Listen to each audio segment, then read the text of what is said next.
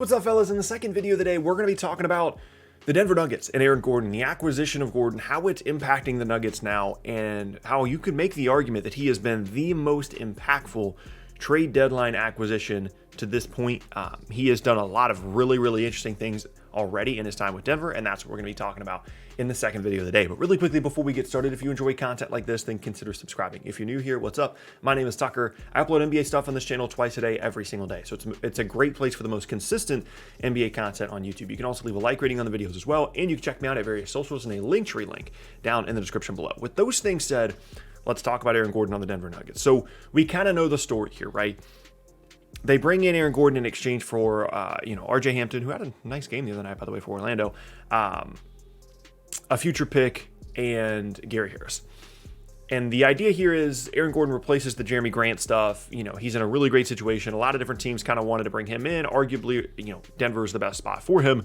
And he just becomes what he was always supposed to be, which was never a primary scorer, but he's just going to be, hopefully the best third or fourth option in the entire league, right?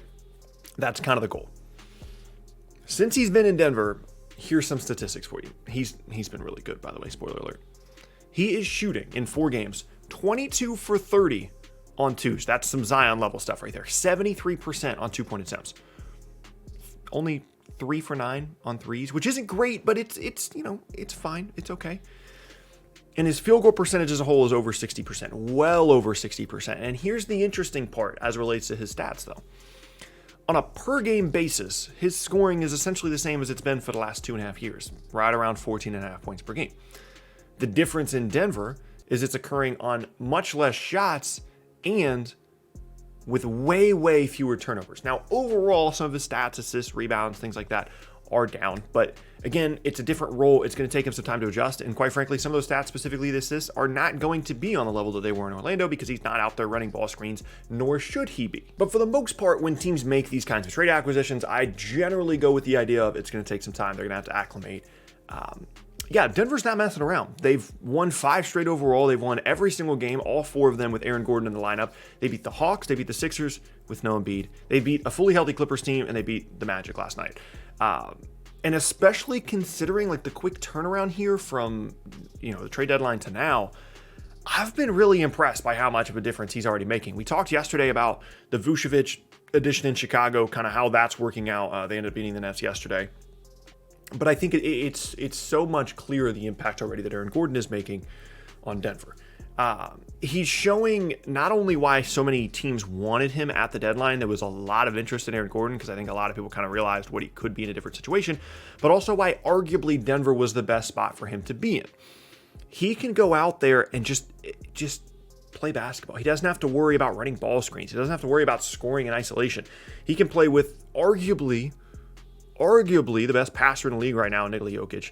Cut off all of his post-ups, move off the ball, do some on-ball stuff, make a couple of jumpers, but for the most part, just play around the rim and just be a super high-energy guy flying all over the place, and then bring energy and effort defensively as a part of a lineup that is really big there in Denver. I mean, you've got the backcourt of Murray and Barton, who we'll talk about later, but that front court of MPJ, Aaron Gordon, and Nikola Jokic all playing together is ridiculous to deal with, not only from the size and length standpoint, but the athleticism and the quickness as well. You're not dealing with stiffs out there. I mean, Jokic is Jokic, but I mean, MPJ and Gordon are 2 of the most fluid athletes that the league has.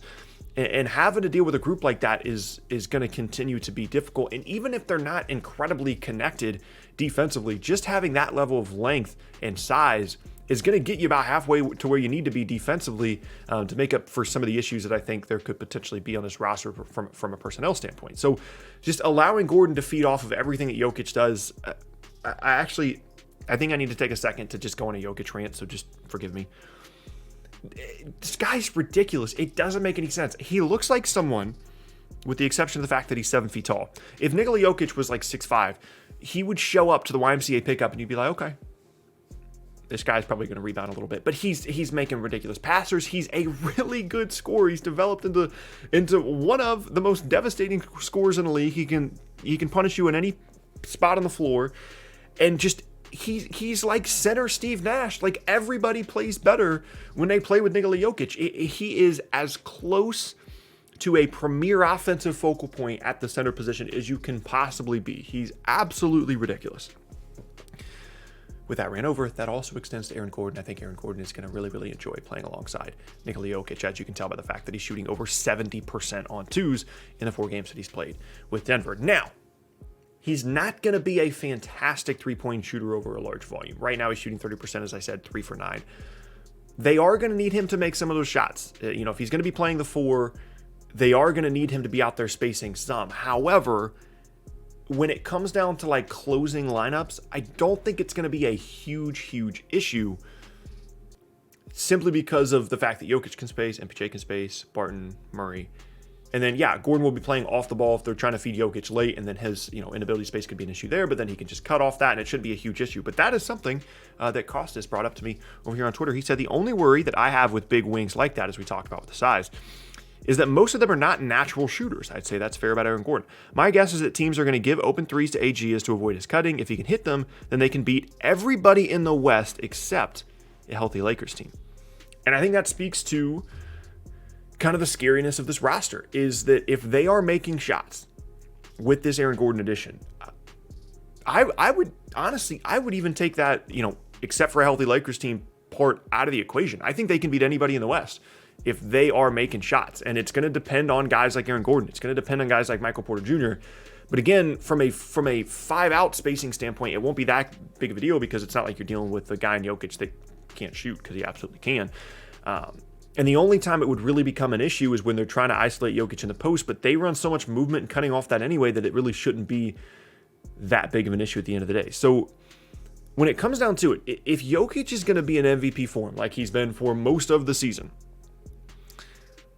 this Nuggets team is very, very scary now with the addition of Aaron Gordon. I don't want to overstate it, but I'm still not sure we're appreciating how good Nikola Vucevic, goodness gracious, that's the wrong guy, Tuck. Nikola Jokic has been to this point this season and throughout the year.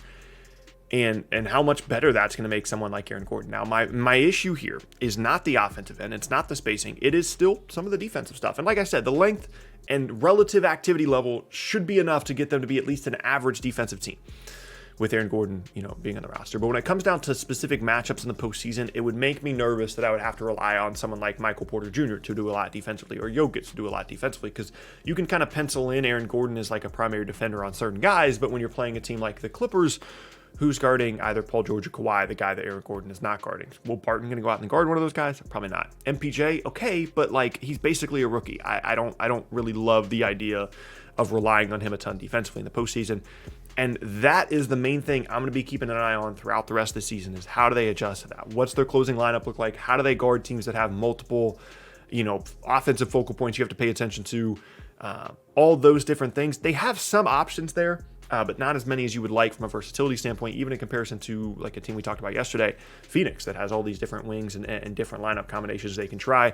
I think Gordon adds to the flexibility of their roster, but still, you'd like to have a second guy like that, and I'm not sure that they do on this roster, especially when it comes to the backcourt of Murray and Barton. The defensive issues there, I think, are going to be profound. But if there's anything that we learned about this Nuggets team over the last couple of years, it's that they are resilient, and it's that they generally figure stuff out. I mean, we saw them in the bubble last year making a huge run, and I think, the difference now, apart from the fact that they can now replace what Jerami Grant did with Aaron Gordon, is Nikola Jokic is better than he's ever been. He's arguably the best player in the league right now. I think that if the season ended today, and then if everything that happens right now stays pat the rest of the year, he's going to win the MVP. And that is a powerful, powerful thing when you consider just how out of his mind Nikola Jokic is playing right now. I don't know how it's going to look, against a healthy Anthony Davis or against Rudy Gobert or, some of the better defensive bigs in the West, but it hasn't really seemed to matter for most of the season. And so I would hesitate to think that it would matter in the regular season as well, in the postseason as well. But yeah, that's going to be the end of the second video of the day. And I thank you guys very much for watching. Hope you enjoyed it. If you did, check out the boxes for me. Check out the boxes on screen for more videos just like this for me. You can check out the channel as a whole as well. You can leave a like rating on the video if you're enjoying it. You can check me out at various socials and link down in the description below. And yeah, hope you guys have an awesome rest of your day, and I will see you all next time.